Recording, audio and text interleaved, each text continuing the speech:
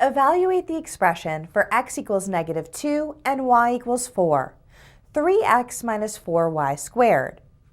To evaluate an expression for given values, we substitute the values for those variables into the expression and simplify. Here we'll substitute -2 for x and 4 for y, and we have 3 times -2 minus 4 times 4 squared. Using the order of operations, we'll evaluate the exponent first.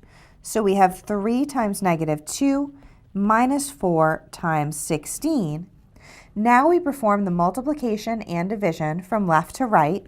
3 times -2 is -6, and then we're subtracting 4 times 16, which is 64.